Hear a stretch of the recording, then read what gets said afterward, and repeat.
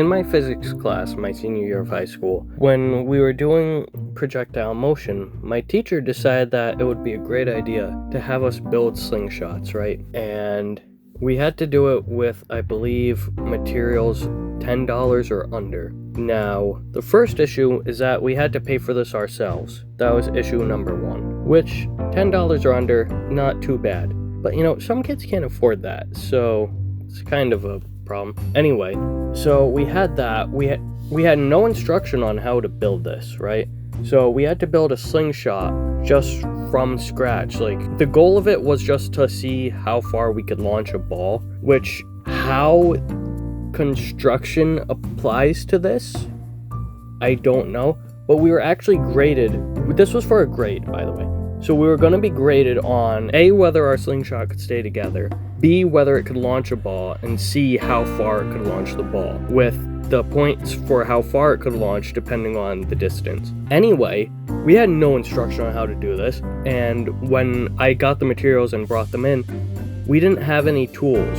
So for us, my group, which I did most of the work for, we had to go down to the wood shop and ask them to borrow tools and run back and forth from the school basement to the second floor to build our thing over a few days. And this thing was atrocious.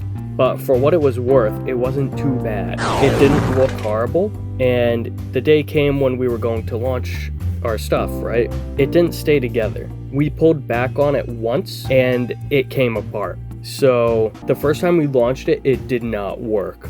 Like, the ball did not move. In our second and final try, we decided that we were going to try to cheat as much as we could. So we held it together with our feet in our hands as desperately as we could and launched the ball maybe like 5 or 10 feet, somewhere between there, and we passed. But your grade in a physics class shouldn't depend on your construction skills. I don't know how construction skills and building a slingshot of your own design after having to buy the materials and build it all yourself with no help or instruction has anything to do with projectile motion. That's more of a construction course kind of thing, right?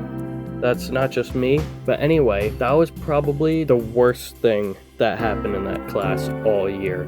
It was an absolute shit show, it was horrible, and I never want to do that again.